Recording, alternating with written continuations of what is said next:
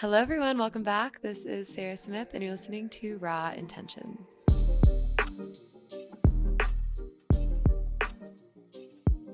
All right, we are back. Not in the typical space. Typically, we record out of Denver, but I just haven't been able to leave the mountains recently, and we've been skiing so much that I decided to do some local interviews here in Breckenridge with some of my very talented friends. If this is your first time listening, like I said in the intro, my name is Sarah Smith, Sarah with an H, Smith with a Y. I am 30 years old. I am from Madison, Alabama, and currently living in Breck. I started my lifestyle brand, Raw and Rebellious. That's at raw_rebellious on Instagram back in 2017, just doing some jewelry, hand making it out of my college apartment.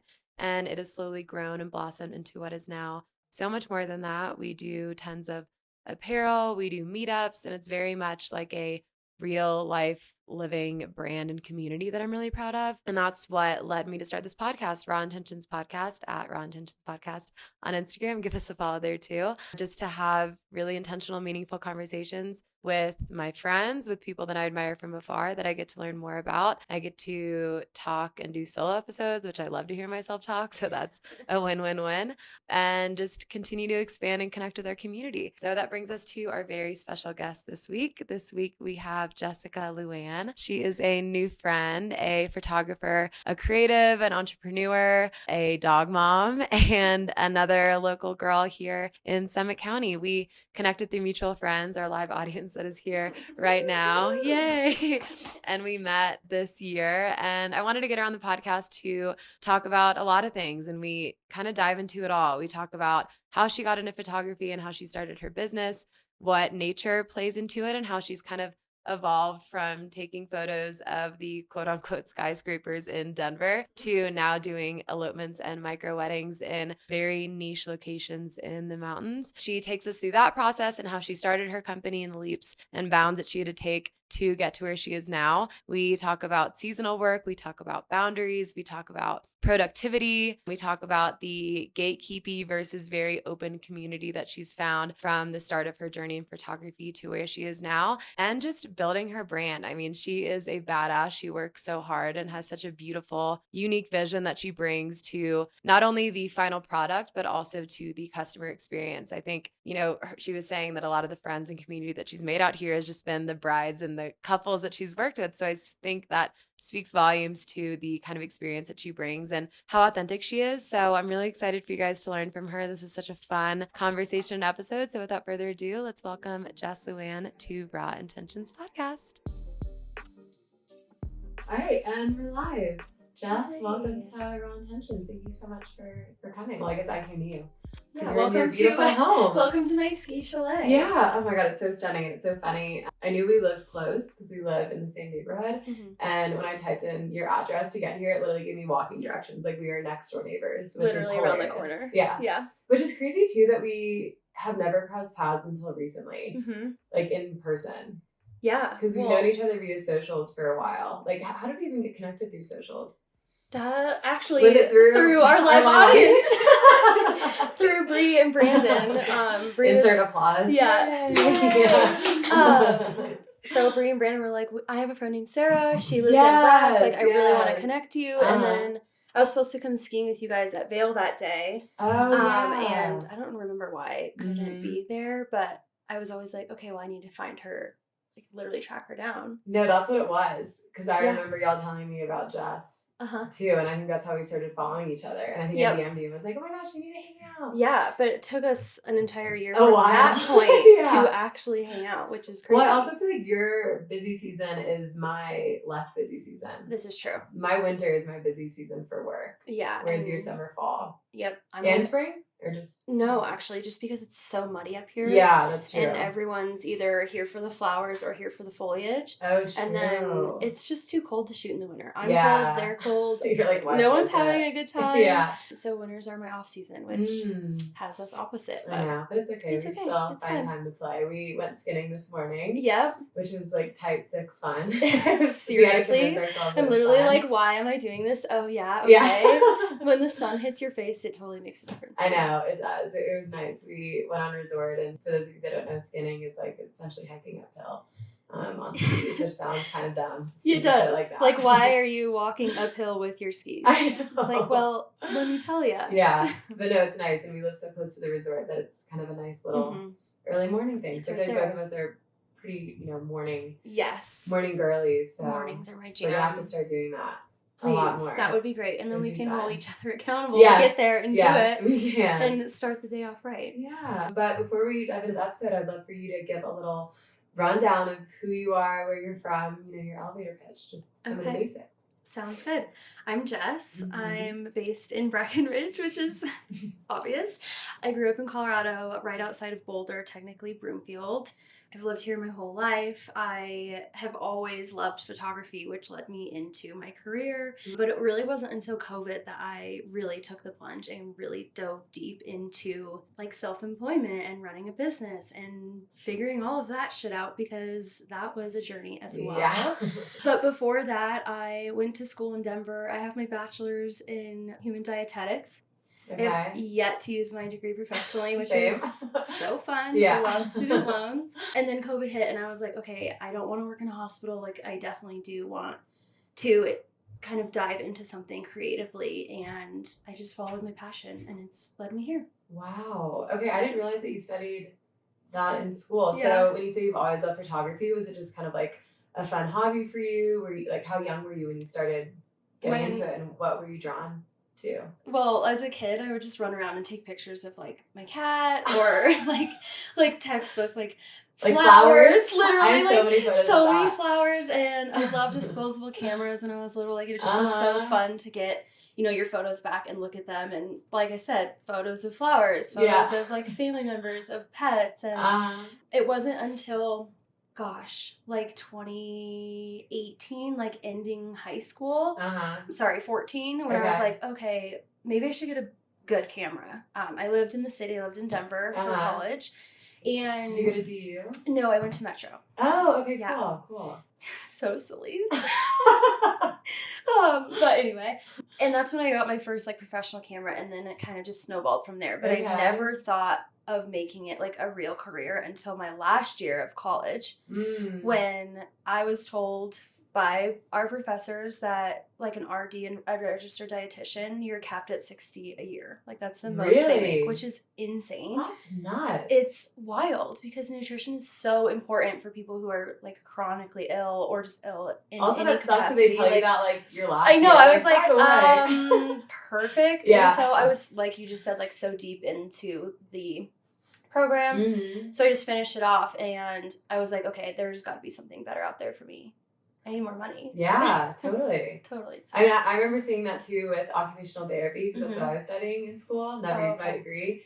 And I can't remember what the salary even was, but I saw it and I was like, and it was like when you're like higher up, and I was like, wait, what the fuck? Yeah. They were like, I don't want that. Yeah, you're like, this isn't going to work for me. Yeah. But here I am. I'll figure it out. I like to do too much. This is not going to fly. Yeah, exactly. So when you bought that camera, I remember really big random purchase for me was buying like a printer to print labels. It's so random, like after college, and that was the moment that I felt like it was like $400, but I was like, oh my god, like I'm really committing to trying out this whole self-employed thing. Was the camera like a big like, oh shit? I mean, I know you weren't thinking about it as a career yet, but was that still like a scary moment to invest in it, or was it just like a fun? It just felt right. Okay. Yeah, and I got like definitely a beginner camera. It wasn't anything that I'm shooting on now, but it was something that like allowed me to take photos of the city and sunrise. I've always been really motivated by the sunrise and just getting out and like seeing first light and how it reflected on the buildings. So I started in the city like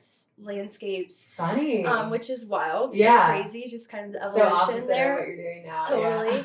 And then was super influenced, later on with the mountainous lifestyle and backpacking and off-roading and all that fun stuff. And then I was like, oh, I'm so not a city girl. Yeah, like, I just feel so much better in the mountains, and it kind of evolved in that way there. Cool. I mean, it sounds like then your photography kind of evolved with your own life and your own interests. Yes. Like you were able to, you loved the city and you loved the sunrises, so that's what you focused on. And then as you found a love for nature, your photography kind of moved that direction. It did, yes. And I mean, it's so technical. So was that something that you were teaching yourself, or did it just become more technical as you got better? Because you're I was laughing. You were talking about like shutter drag or something earlier when we were skiing. I was like, I have no clue what the fuck that means. So completely self-taught, which is like super controversial in the photography industry. Really? Because, you know, you can go to school and learn all of the photography lingo and how cameras work and light. It's all mostly like experimental when you're self-taught, because you're kind of just like winging it and figuring out what works best and following what makes sense for you. And I started making money with photography, like shooting my friends and like their big milestones. So one of my first ever paid gigs was a maternity shoot for like a really best friend of mine. Aww. And I just felt like it was like so empowering to be able to show her how beautiful she was in this like new stage of life. And ever since then I was like, oh shit, I can make some money doing this. Yeah. Like, and you know, the snowball kind of set off from there. But even to back up a little bit, like my foundation in my small business in photography really started in the adventure girly realm. Okay. So I was shooting for like small brands, small businesas that kind of fit the lifestyle that I was going after. And that's actually how I met our live audience. Oh, really? Yeah, like through through social media, like through working with similar brands and just like modeling for each other and going out on adventures and taking photos of blankets, which is so funny. Like we still shoot blankets, or they do even to this day. Like just the connections within the industry are amazing. Well, and like learning from each other, right? I mean, I'm sure all three of you are coming in with totally different techniques too, which is cool, and different backgrounds. No, that's incredible. And just like that light bulb going off of like, wait, I can do what I love and then also monetize on that is huge. And so when you were doing all this outdoorsy stuff, this is when you were kind of getting to that world yourself. So growing up, were you a big nature girl or not so much? Yes and no. Okay. Like I started skiing when I was little. I was so young and so naive to know how freaking lucky it was that my mom like put us girls in the car. Always got car sick. Yeah. It was just awful. Like we got to the hill, my toes were cold, I hated it. I really just wanted hot chocolate. So there was a time, you know, when we could choose, that when we were like, I'm not doing this anymore. And that's how it went. And then I then fell back in love with skiing with friends and having like the community. And so it's kind of funny, like the outdoorsiness, yes, it was there. We went camping. We had a big backyard and a trampoline. Like we were always playing outside.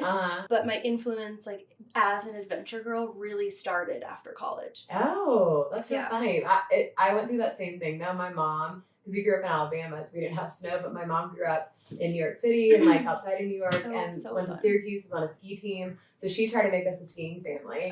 Took us once and I bitched so hard we never went back. It sucks. My favorite part was the hot chocolate and the funnel cake and like the cheese fries. Exactly. Like chicken fingers. Yeah. That's why I was going. And then, like I said, bless my mom's heart for doing that and paying for that. Like, that was so expensive. And, you know, single mom status. Like, she was just so about getting us outdoors and exposing us to things that she loved.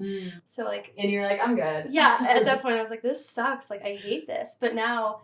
You know, full circle. I spend so much of my time skiing, especially obviously in the winter. Yeah, no, I'm the exact same way. My parents were obsessed with like camping and all that too. Yeah. I was like, no, okay. Yeah. And now I live here and they're like, you're kidding. Yeah, like, exactly. This is so annoying. Exactly. You touched on this, you know, with Bree and Brandon and meeting people through photography. Do you find though, on the opposite end, it can never be like gatekeepy or more like old school with you know, people going to school and having degrees in this versus like you coming in with knowledge like from the field? Like, have you ever found any discrepancy there? Yes, and actually I'm glad that you bring that up, because being someone who has experience in like the brand commercial world and now that I'm like solely niched into the wedding industry, they're so completely different. And I was having a really hard time like finding that support, that community within the brand commercial world. Like granted, there are some gems in that space and you really have to find those people who are there to build each other up and don't have that scarcity mindset. Right. But when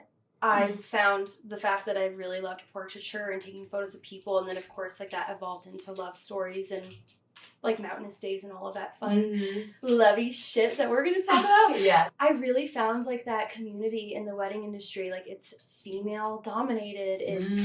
It's everyone's here to help each other, and it's so much different than the commercial space. Like truthfully, it's wild. Yeah. And I have friends in the wedding industry who have been in it like double as long as I have, and they have said that this like shift in like abundance and community and camaraderie and helping each other has really shifted like in the last few years. Really? Yeah. Like it used to be super cutthroat.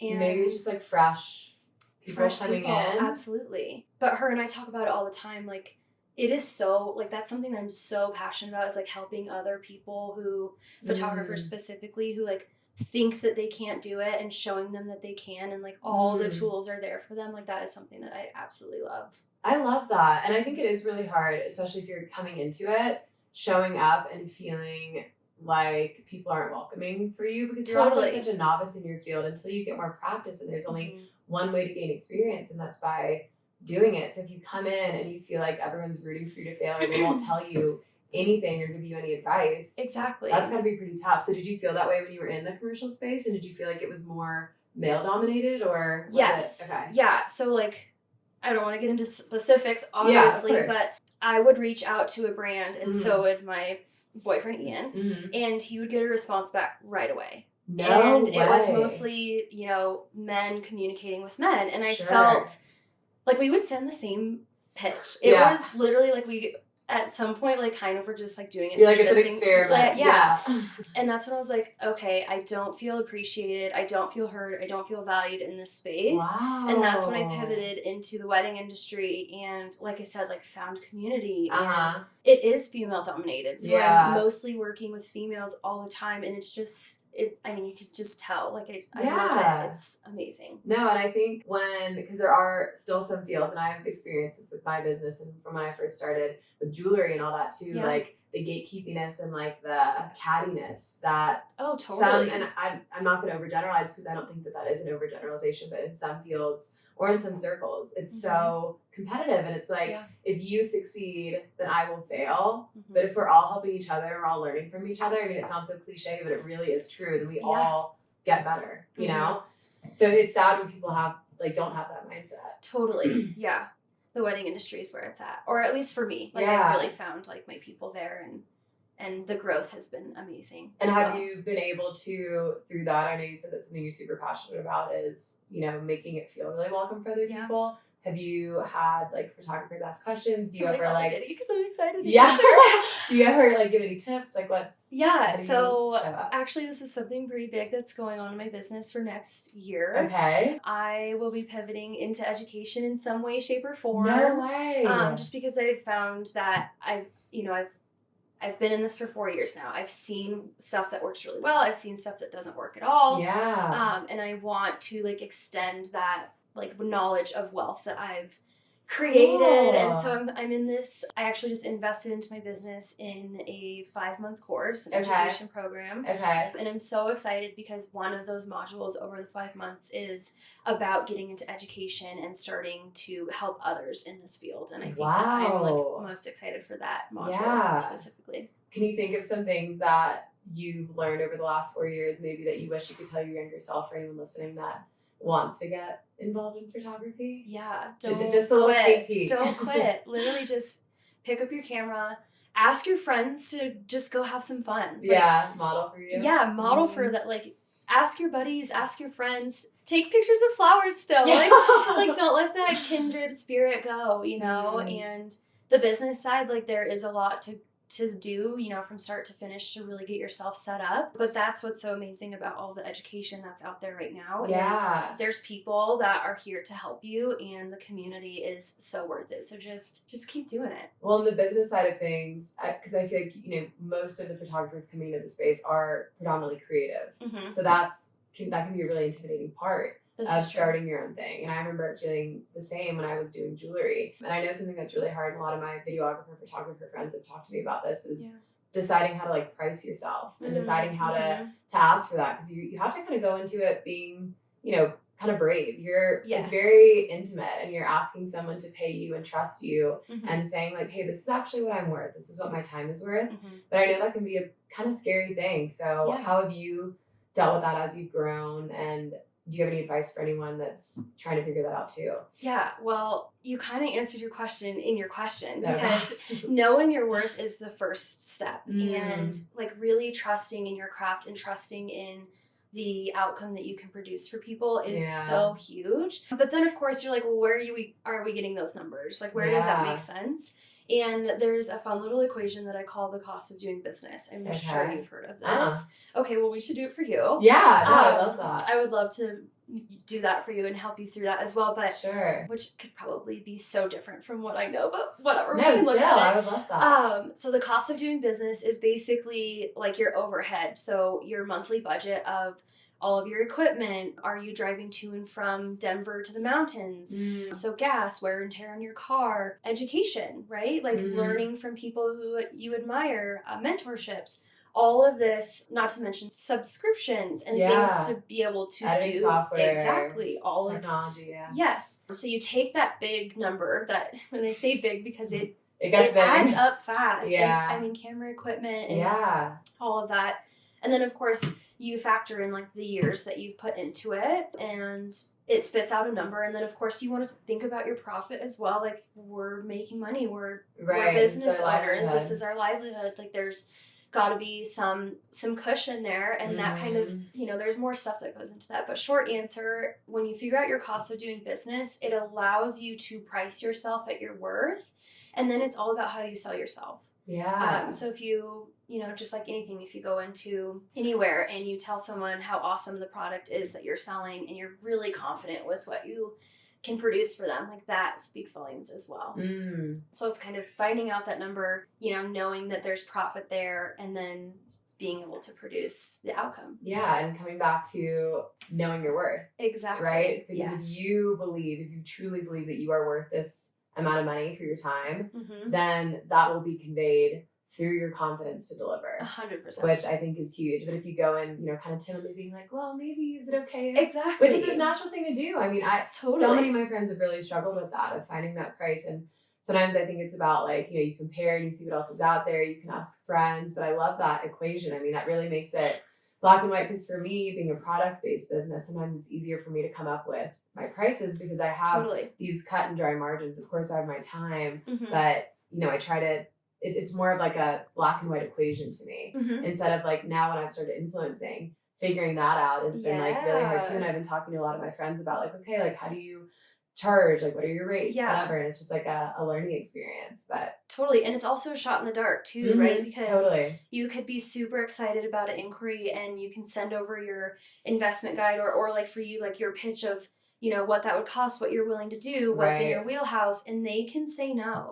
And I think that that's another kind of big step in owning a business, is like, that's okay too. Like being able to walk away from something is actually really powerful, because then they will see and realize that, oh, like maybe she is what she's worth. And she's not willing to budge. And like having that, like, it's kind of a cutthroat mindset. Like, you either pay my rate or I'm sorry, like, this doesn't make sense for me. And once you get that courage and you're like, okay, so some clients are, of course, assessing all of how that is going.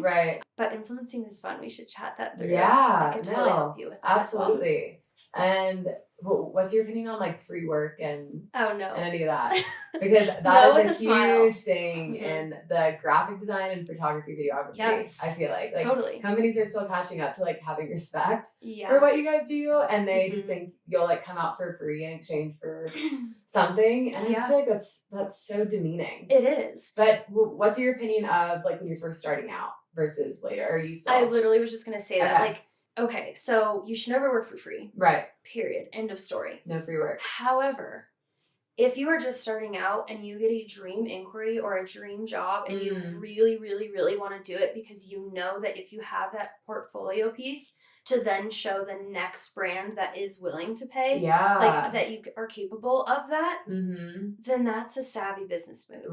That's worth your time. It's kind of like assessing the ROI, the return on investment of your time in that moment. But say you get another inquiry and another one, and it's all free work. Like, at that point, you're not honoring your skill set. You're not honoring your value. So you kind of really just have to pick and choose, like, what really makes sense and what's going to put you into that next category. I like that. Yeah. And what feels like is more of like a mentorship or something that you can put on your resume versus just kind of like, I've already done this before. Yes. I know how to do this. I don't need to do this again. Totally. I like that. Yeah. No, I think that's great advice. It's very situational for sure. Okay. And you touched on influencing. Do you think, because your social media crushes, I feel like you're so good at, I have so much fun with it. Yeah, no, and it shows. Like, it shows through for sure. And you show your style. You're really good about showing behind the scenes of your shoots and different things. I just feel like you do socials really well. Thank you. Do you think that's a big way that you've grown as a photographer? Or do you find social media to be pretty important for? Yes. Okay. Yeah. I mean, you can only do so much outside of social media. Yeah. Like, SEO, proper SEO on your website is huge. Right. Blogging is huge.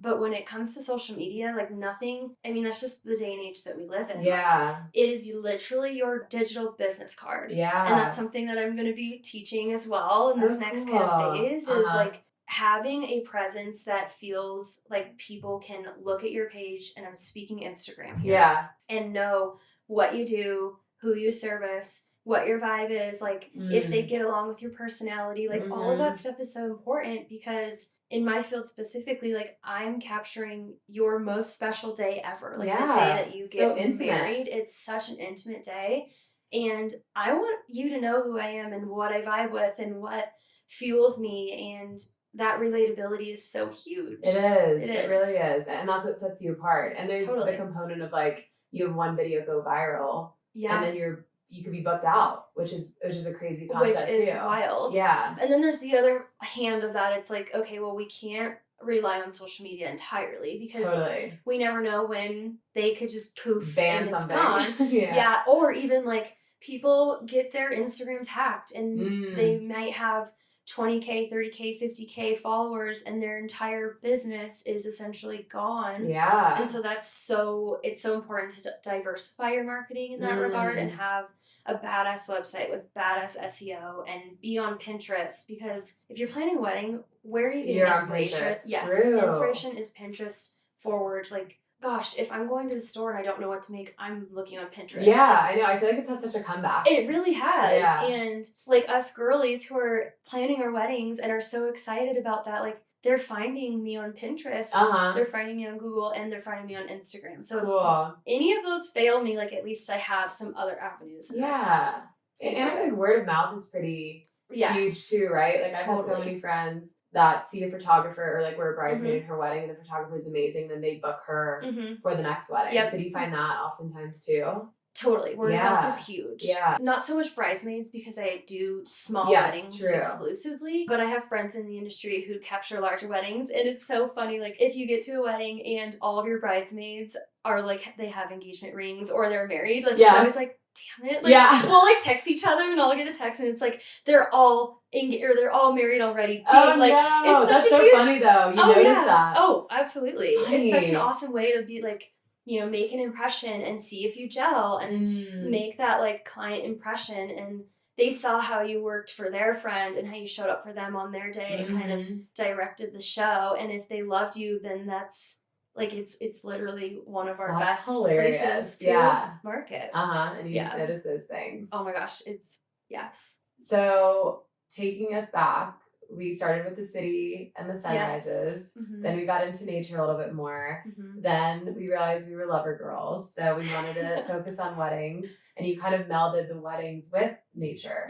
So how did that journey go about? Yeah, so Adventure Girly was really where my business took off, as you mentioned, and during COVID, and what better time for your marketing to be perfect when we were all on our phones.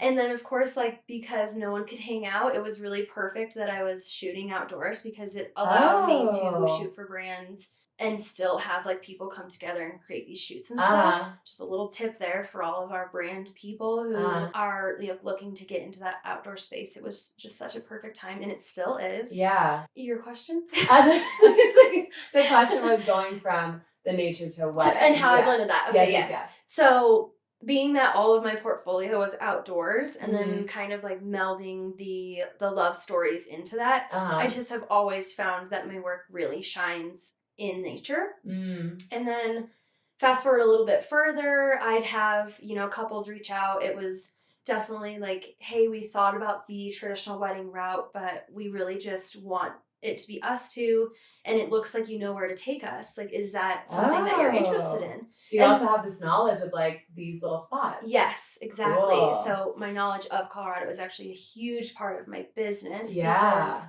I've lived here my whole life. I've spent, a lot of my adult years adventuring, whether that's camping, backpacking, off-roading, like all of these amazing places that you literally don't have to pay for to get married at. Like if you're trying to, have a celebration on a budget, like it's really the best route to go. So like the first part of my micro wedding elopement offerings came from like making the nature kind of meld together, if that makes sense. Well, and you're providing such, like, I think anytime you're providing a service that is impossible without you, you are giving them something so valuable. True. Which is, I mean, I think about that too. Like, a wedding is so expensive. Like, the venue is such a huge part. Even if you do a small wedding, it doesn't matter. Like, you're still paying. So having that knowledge of knowing where to go is huge too, and probably so helpful for your clients. Yes, it's my biggest selling point. Because also, most of my clients have never been to Colorado. They've been here once on vacation, or maybe they got engaged here and it's just a special place, but they don't know where to go, how to get there, if dogs are allowed, if they're not, if it requires a permit, if it doesn't, all of these kind of questions that I help them through, through the booking process, and then of course the planning process as well. Yeah, no, I think that's amazing. And you talked about love stories. So what about the love did you enjoy shooting so much? Because you really are storytelling through your photography, and you're having to capture these individual couples' love, and everyone's love is so different, and I think it's portrayed really differently. So how do you tell that story, and like, I guess what drew you to that kind of story? Good question. So like you said, you do it really well. Thank you. Everybody's love story is so different. So there's a few like pre-wedding things that I do. I send out questionnaires to like get to know what was their first date, like what's their love language, do you like to be picked up? Like that's a big thing for us girlies. Like some of us don't love to be picked up, others like throw us over your shoulder kind of thing. So just like fun little questions like that I gather before their wedding day.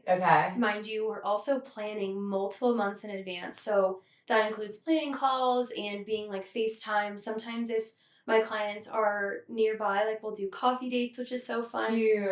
But being that most of them come from out of state, I really get to know them through the planning phase, through those questionnaires, and then on their day, it's like we're already besties. Like, cute. It feels like I am, if their family's not there, like their most honored friend to be there behind the scenes. And then of course, like if it is a small group of loved ones, like it's just so special to be able to be a little fly on the wall and truly like document their day and their story as it goes. That's beautiful. Well, I mean, I'm getting to see all the interactions and all the relationships and like things come to life around this couple that you've already gotten to know. It just makes the love story even bigger, I'm sure. Totally. And like I said, like I show up to their day and we're already friends. Like I know their pets' names. I know, what they eat on Wednesday at 12 p.m. because we meet on Wednesdays at 12 p.m. Like, I get a little peek into who they are and what makes their love so special. And then most of the time, like we stay friends too. Some of my best friends up here in Summit County actually are my past brides. Really? Shout out Jassa. Cool. I love that. Well, I think that's a pretty vital part of the experience, right? Totally. For your customer. And you provide such a intimate personal experience for what is a very intimate thing. So what do you hope your clients, when they walk away, I mean, I'm sure you get tons of amazing feedback. Like how do you hope for them to feel when you shoot them? Oh my gosh, just at ease. Like the number one word that comes to mind is relaxed and like flowy, because that's what it's all about. Like it's never comfortable to have a camera in your face. You can be a top model and still like it's nerve-wracking. Totally. And most of my clients are top models. Like they're just normal people, which is so normal. But letting them walk away from that and just like a big exhale, like, oh my gosh, we actually had so much fun is the biggest, bestest compliment ever. Well, I'm sure it never gets old, like you sending off the photos and then they're like freaking out about it. Yes. So like, this is the best thing ever. Yes. And I think too, and this is important, I think for any business, the way you niche down to only doing small weddings and elopements with your photography in the mountains, then further niching down, I think is so genius. And I'd love for you to talk a little bit about like your decision to go into that, because I think anyone that tries to apply to everyone, you're not really going to hit any pressure point in any group. So if you know what you're good at and you really just double down on a smaller thing, I think you're going to find more success. 100%. And that's kind of where I found myself in this like elopement micro wedding realm. I mean, I tried big weddings. They are so overwhelming. You're a wedding bridesmaid queen. Stressful. They're so stressful. The day goes by so fast. These couples spend thousands of dollars into billions. It's insane. For a one-day show. And I'm not trying to knock people who really want that. Like, there are some of us who dream of that from like the moment we even can picture it for ourselves. And good for you. Like, do that, especially if the budget allows. Like, why not, right? Yeah. But I just found when I was shooting traditional weddings that I wasn't truthfully serving my couples. I was serving mother-in-law, I was serving Uncle Jimbo, or whoever was there to tell me where I needed to be. Yeah. And that's never fun. It's a lot of opinions, and I feel like it's like a logistical, like everyone's always running late. Oh my gosh. The photographer's always stressed. Oh, it's literally the most stressful thing. And you know, you have to put on that face of, I'm not stressed, this is the most special, best day ever energy. And I just felt like I would get home and I would just feel so drained. Like it's called a wedding hangover, but I feel like I had like a wedding multiple day hangovers in the like the big traditional space. And so I was like, okay, this isn't serving me. And granted, I wasn't able to serve my clients like I mentioned. Yeah. And then I got into the small, intimate, 30 or less. And I was like, okay, like my couples are really loving their day. They have nothing but good things to say about their experience. Their family felt so taken care of. Like, it wasn't this big production, which is another thing that I didn't love about the big wedding space. And it's I just like leaned, a show almost. Yes, and I just really leaned into that for the micro space. And like you said, niching down was the best thing I did for my business, and I did it fast too. I only shot like 3 big weddings, and I was like, this is not my jam. I don't love this. You pivoted, which I love. And at first I was scared because I was like, oh my gosh, like I'm really putting myself in a box here. Like, you know, I'm taking 100 people and making it maybe 15 that are even interested in such a small, intimate day. But I've found that those 15 people are so excited to work with me. Yeah, like they're down. They're so down, and they appreciate me. Like, they don't even blink an eye at my rates because they see the value in having someone who knows where to go, knows how to do it, literally plans everything from start to finish for them. Like, they just show up on their day and get married, and then they walk away have the best time with great photos. And they have a good time. And so if you're thinking about starting a business and you're scared about it or you don't know where to take it, that's probably another huge, like, keynote, big checkbox. Choose some things and find that what you're passionate about and really niche down, because it will excel you for sure. Well, and then you niche down even to locations, right? Like, yes. there's only certain locations that you shoot in. So how did you decide on those? So obviously, when I moved up here to Breckenridge, I was like... Which was when? Only a year and a half ago. Okay, yeah. So it's really fresh that I've been up here, but of course, like, grew up coming up here. Yeah. I just always... Like, we would family vacation here before I even realized how awesome that is. And Breckenridge just felt like... It felt familiar. It felt close enough to family who's still in the Front Range, but it also felt far enough from family who's in the Front Range. Yeah. So I chose Breckenridge. You know, we landed on this spot, and then I also am specialized in Crested Butte and Telluride. Okay, yes. And I've just found that those are where my ideal clients want to go. Okay. Breckenridge is so close to Denver. It's only an hour and 45. So it really hits home for people who are coming from out of state. It's, you know, close to DIA. Whereas if you grew up in Colorado, you live in the Front Range, maybe you've come to Breckenridge a few times, you want something different. You want something further. Mm-hmm. So Crested Butte, of course, wildflower capital of Colorado. So it's amazing. so amazing. I love it there. I know it really well. I've spent a lot of time, like personal time there. So it just felt like a natural pivot. And then Telluride, of course, as well, because the best thing about Telluride is that it's so accessible. Like you can jump in your 4Runner or a Jeep and get to the top of a mountain and not have to walk or hike anywhere. Like amazing for photos and stuff. Oh my gosh, yeah. And that's also, just to kind of touch on that, a common misconception with my business is like, I have never hiked a 14er with my clients. My clients don't want to hike at all. Like, they're getting their makeup done. They're wearing their Jimmy Choos. Like, they are bougie. They are luxurious. And having those, like, easily accessible locations is one of my biggest selling points because you can get out to this stunning wildflower-filled meadow with mountains in the distance, and you don't even have to hike it. Oh, that's amazing. Because I'm sure that's something that people assume. Oh, I would assume. Yeah. You'd have to like throw the heels in the backpack and like get somewhere. Totally. When you think of like elopement, you're like, well, it's either you're heading to Vegas, which is our generation's definitely like that's an older mindset. Yes. And then the other like common misconception is you have to hike to get to these stunning places, and you literally don't. Yeah. No, you don't at all. No. Cool. I really like that a lot. Are there any other like common questions or concerns or worries? I know on your website you said like, what if I'm nervous? What if I'm camera shy? And I love all your answers to that. But totally, that's one of my favorite things. When people say that, because that just shows me that they're going to really trust what I tell them to do and trust that I've got their backs. Not to say that, you know, our model couples aren't so amazing as well, because they definitely like come to their day or to, you know, whatever we're doing with a different kind of energy. Sure. Which is so fun to play with too in the creative space. But what was your question? The couples that come in maybe a little more nervous, or like or any other common questions that you get. Question. Or worries. Yeah, I would say like location. Some of my couples, especially like in this next season, have elderly family members, and it really needs to be a location that is easily accessible, like wheelchair accessible. Right. So that's another kind of worry or question that I get often. Yeah.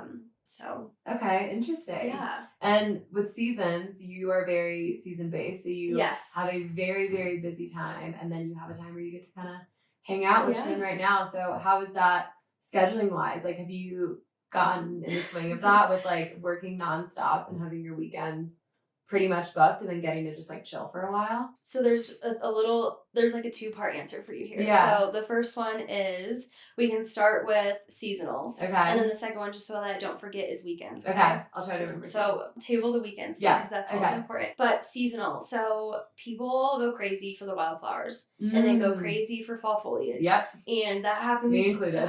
Same.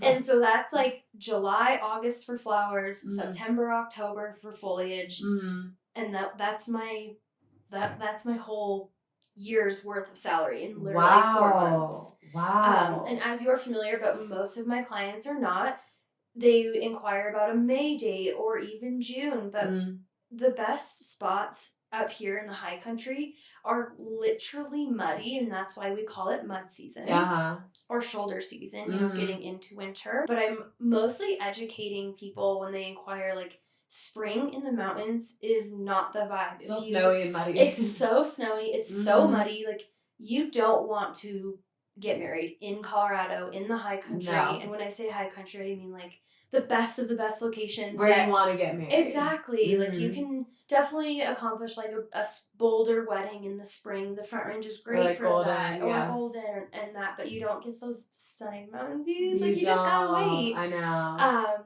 So what I do is I do a week in each of those mountain towns, well, excluding Breck because I live here. Right. But I do a week in Crested Butte for wildflowers, and that is my Crested Butte availability. Okay. So those dates for wildflowers in Crested Butte go quick. Okay. I can also put a premium price on them too because they're so, exclusive, if you will. Mm-hmm. And then I do a week for Telluride for flowers, and I emulate those in the fall as well, because of course, with the foliage, they each fire off like at a different time, which is nice for you. Strategic. Yeah. But so, like you said, like how do I handle like seasonal work? Yeah.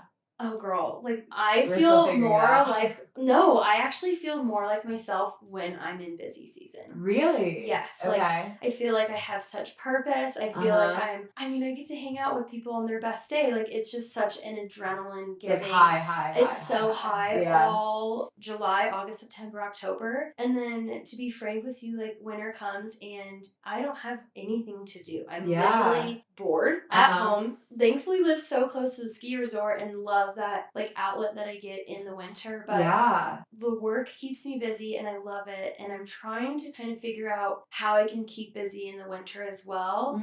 Every year I'm like, should I get a second job? And then I do, and then I'm like, what the fuck did I do that? Yeah. So this winter was a little hard. They always are, like getting into that slow season. Yeah. And that was just something that I told myself this season that I would really lean into. Like, it's okay to not have plans. It is okay to not feel busy. Yeah. Although it's so hard to really grasp that and really feel that. Totally. I mean, you speaking on that, though, that's exactly how I would be.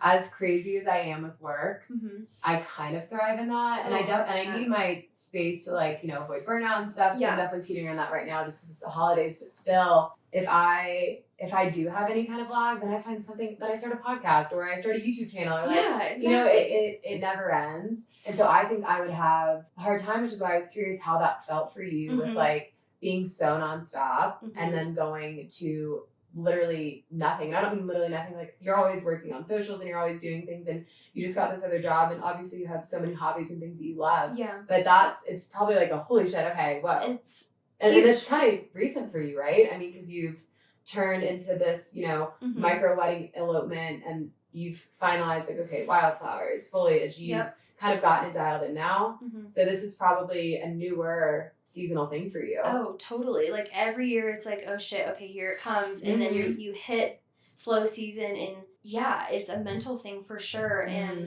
like I said, I'm just so thankful to have winter activities that get me outside every day, that get that sun on my face, that bring me to new people like yourself who enjoy those same things, and really just like keeping myself busy.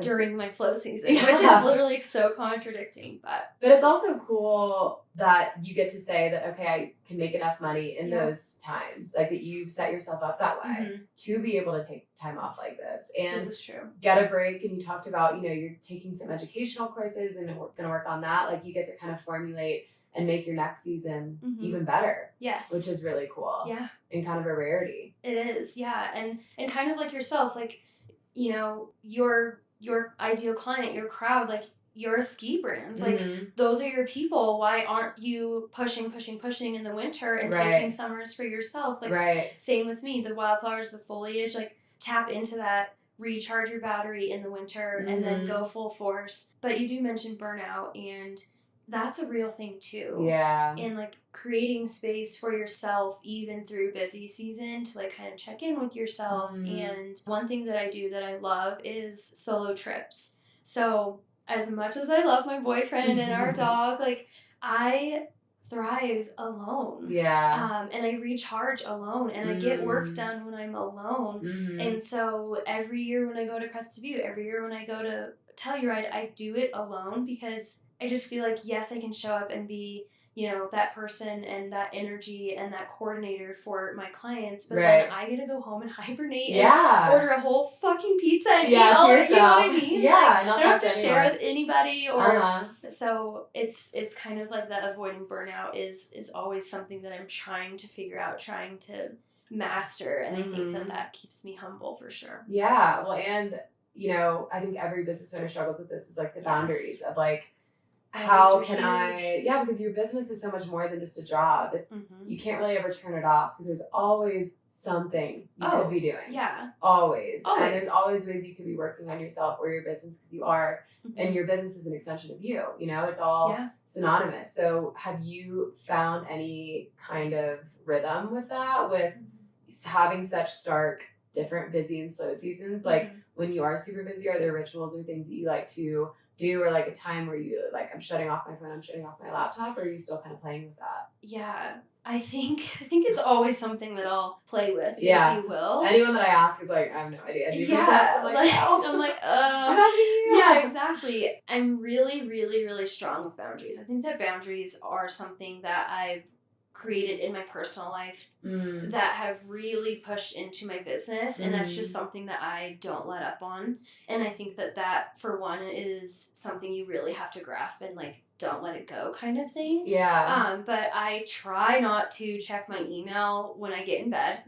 Literally, you'd think that wouldn't be hard. No, it's hard. It's so hard. I definitely have like work days on my calendar where I'm editing. I have a day where I get to have like inquiry calls or planning calls. Okay. I schedule out my week super strategically so that if it's Tuesday, I know I'm waking up and I just get to edit all day. Yeah. I can literally crawl right where you're at with my laptop, close all of the windows, and just have a day to myself and dial in and focus. And then Wednesdays are my call days. So on Wednesdays, I get ready and I sit at my desk and I get to talk with people, and those are kind of like blocking my time in that way has been super helpful. When I'm with family members, my phone is away.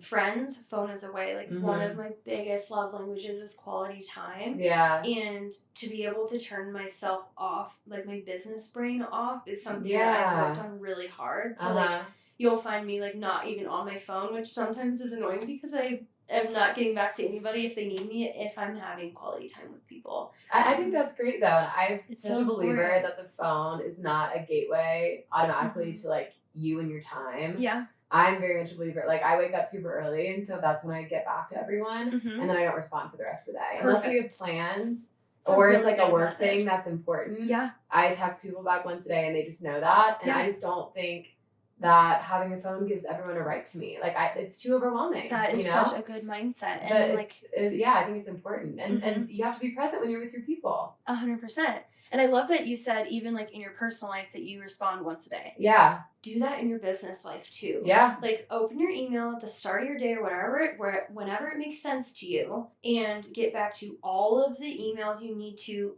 once and close your email. You could spend a whole day in your email just responding to people. Back and forth. Yes. Nobody needs to have that touch point on you or that attention from you, because you won't get anything done ever if you run your business that way. So believe in that. And I think the same with texting, DMs, everything. Yes. Like, I will respond once a day. Perfect. Not on the weekends. And that's just it. And if you have friends that need to get a hold of you, they'll call you. Yes. Yeah. And like they know. Yeah, exactly. They know not to text you. Yeah. And it's so funny because if I like text someone back right away, they're like, oh my God, wait, you're here.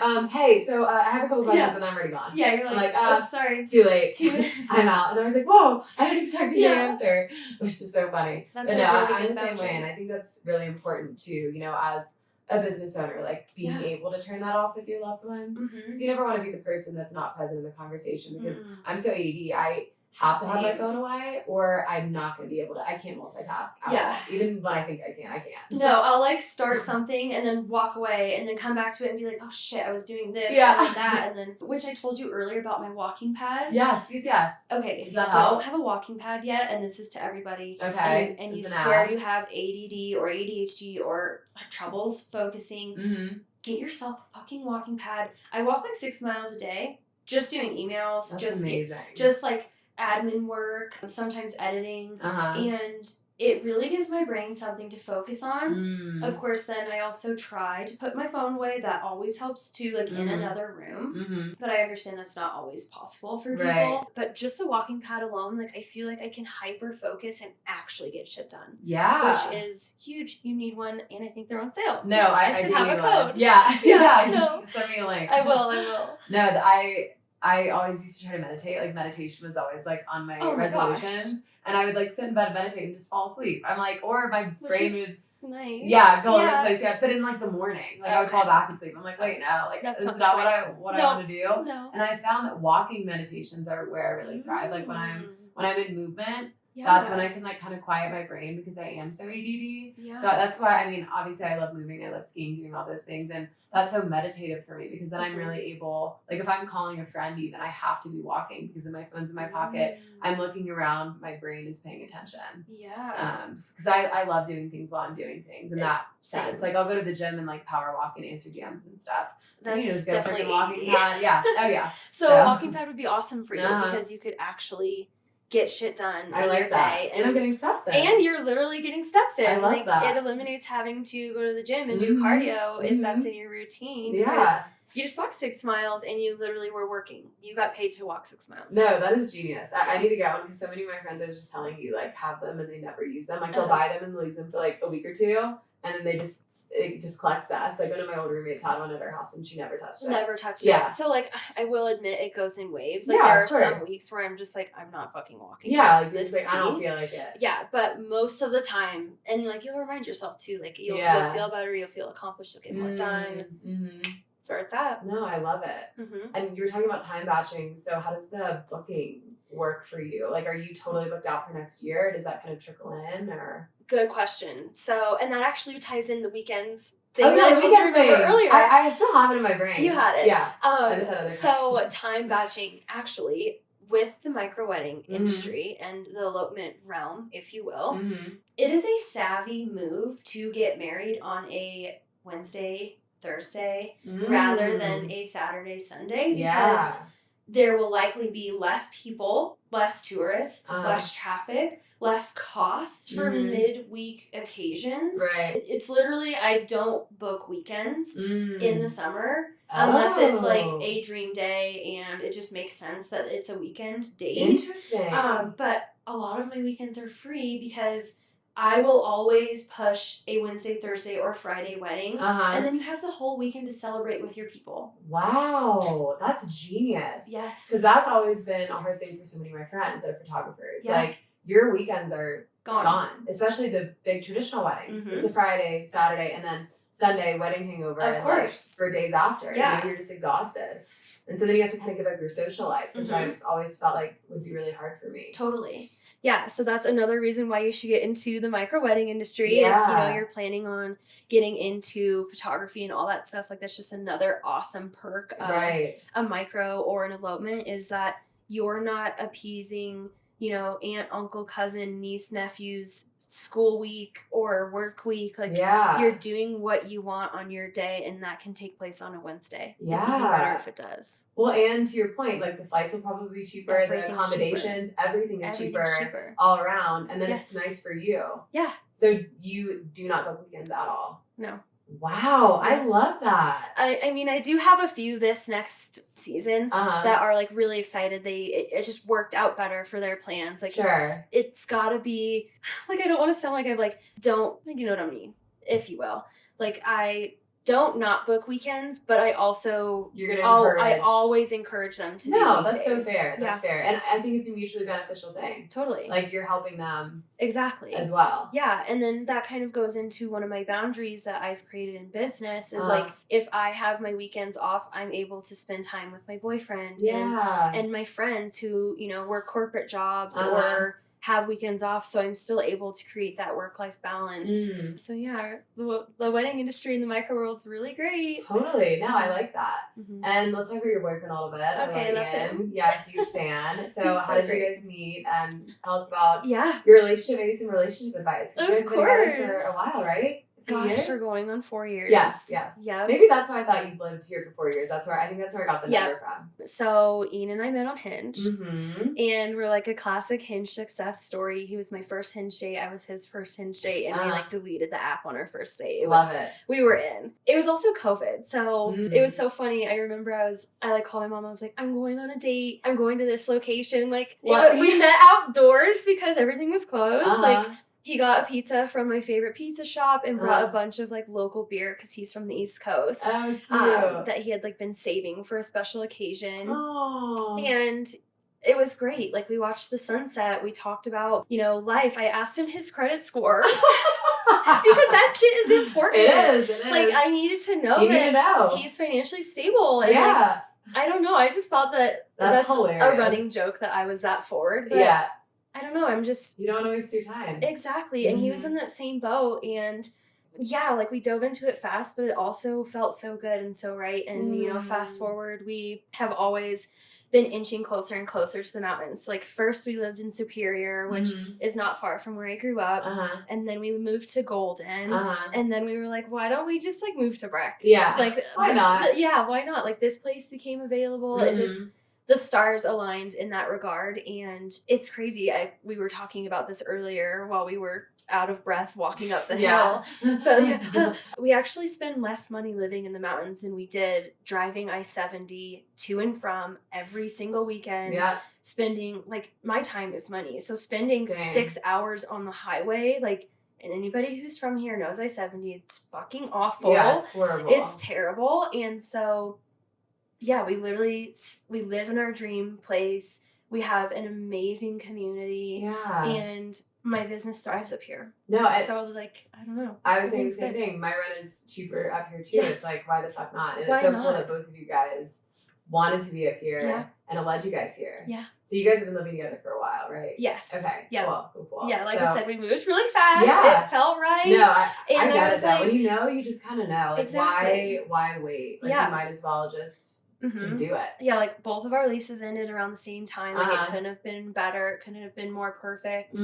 He's also in the creative industry. Yeah. He mainly works in the commercial space, which we kind of touched on earlier. So moving up here just felt like a financially savvy move. Like this is our happy place. This is where we thrive. Right. We love it. Yeah. No, that's amazing. Yeah. So any advice for... any relationship advice for the girls? Okay. Ooh. Because you're such a lover. Yeah. We'll ask him his credit score on the first date. We need to know this. Number one. Does his mom pay his phone bill? That's also important. Okay. Love that. True question. Yep. But also, like, just pay attention. Trying to think of a way to bring that. Like you're like twirling your hair and you're like looking up, you're like, does your mom pay your phone bill? Like, no, seriously, I was like, so there's funny. Just some things that I needed to know right away. Like, are you financially stable? Yeah. Do you have a head on your shoulders? Like, you know, those were just it was so important to me. I didn't want to be in a relationship that was not like forever. And he was very keen to that, you know, right away. And I think he thought it was hot. It's like, I know what I want. He's like, okay. Yeah. Yeah, exactly. But if I were to give like relationship advice, I would just say like, keep it light, keep it fun, follow your heart. Like if it feels right, go for it. If it doesn't feel right, run. Like really just stay true to that and let it fly, you know? Yeah, no, I think I've definitely been there so many times where I've tried to morph something that isn't right and to try to fit it into something that is and like make up all these reasons in my head why. Like, okay, well, there's this, but like it's okay because this, or like I have friends that fill this for me, so maybe I don't need that in a relationship, you know, whatever it is. And I totally agree, and it's like such a cliche, but when you're in a healthy relationship that's like meant to be, it just you feel it, and there's no other way to describe it. So if you're not feeling that, like listen to your heart, you know, listen to your intuition, because it's 100%. Probably screaming at you to not do that. No, totally. And like you have to have that foundation as well. Like that's another big tip. Like if you have a guy friend in your life and he is like your best friend, like literally think about it, because having that friendship and being able to do life every single day and make it not mundane and make it exciting and like just take those normal everyday tasks and still have like a little excitement about it, like that's huge. So no, I think so too.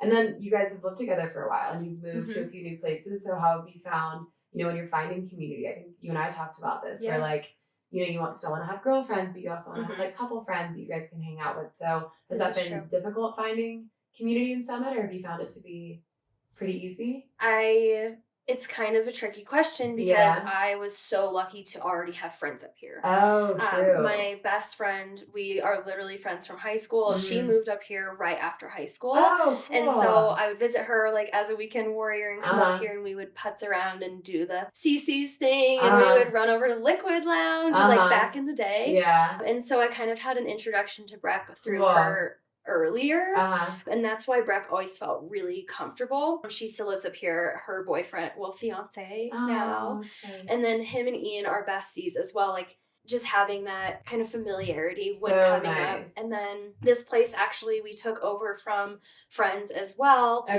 When it was their time to buy, which is so amazing for them. And that's kind of how we got into this place specifically, because it's so hard to find housing. It's so like hard. The housing crisis is insane. I know. It's all about who you know. So that's something that if anyone ever asks me like, how'd you move to Breck? I'm like, just keep telling people you want to. Yes. Especially those who live up here. Like put it out there, speak it, and it will come to you.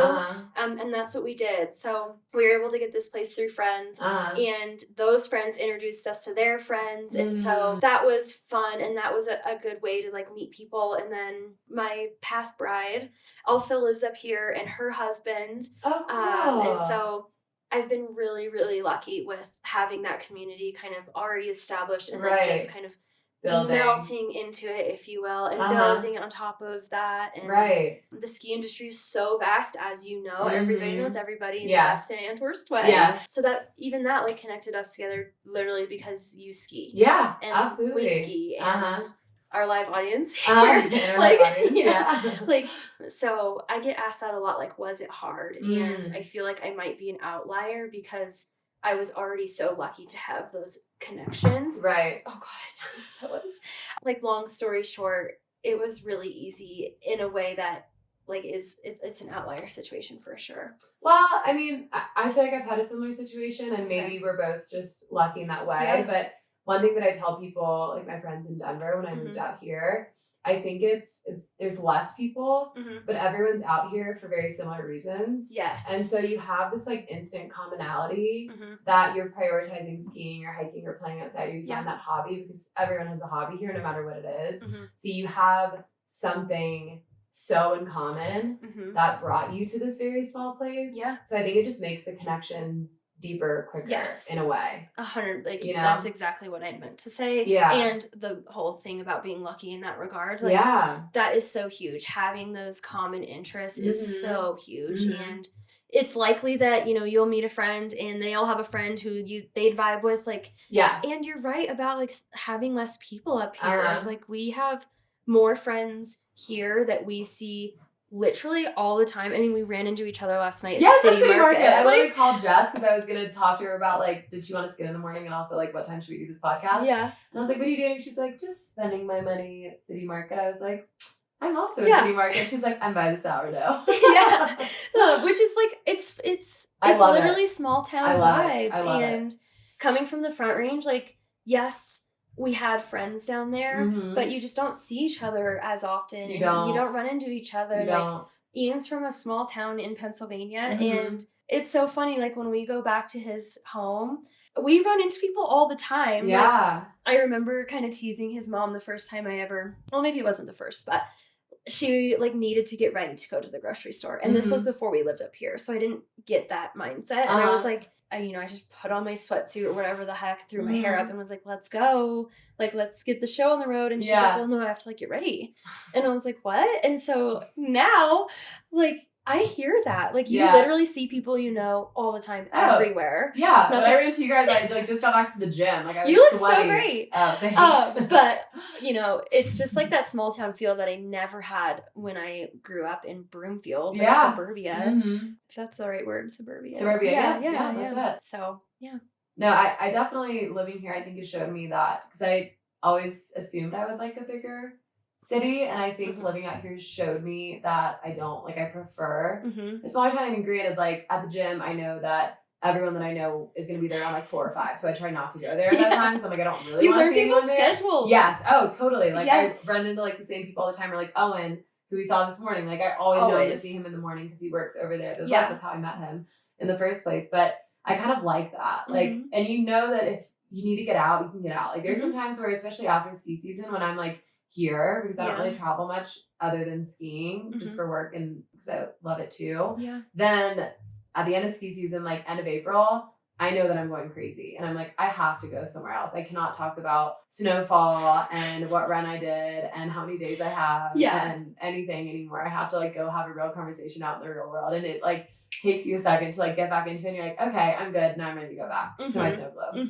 It is a snow globe. Like I like coming back to here. Oh my gosh. When I drive through the tunnel, it's like a breath of fresh air. Yes. And when I drive through the tunnel that way, I am like immediately anxiety ridden. Yes. Like going into Denver, I avoid at all costs. Same. I love my Denver people still. I rarely see them unless they come up here now, which just makes sense. There's more to do up here. It's more fun. Agreed. Like come on up. Yeah. But yes, like small town vibes, realizing that, you know, you thrive in like the smaller setting. Like I said, I went to college in Denver. I lived in like this such a cute space. I had a beautiful studio, floor to ceiling windows. Like I literally thought I was a city girl. Loved it. And then I'm like, oh my God, I am so not a city girl anymore. But that's so funny. Yeah. And Ian's taking me to New York City for Christmas. No way. I get to go see the tree. I'm so excited. I've never been. You said that, but that's like something you really wanted to do. Yeah, right? I just want to check the box. Like everyone's always like, but you've been to New York. I'm like, no, I've never been. I've never felt like I wanted to go. Yeah. But where he's from is only 3 hours away. Okay. And are you guys gonna train or drive? Or? Well, he's got a whole plan, and that includes driving to Staten Island, taking the ferry. Because I was like,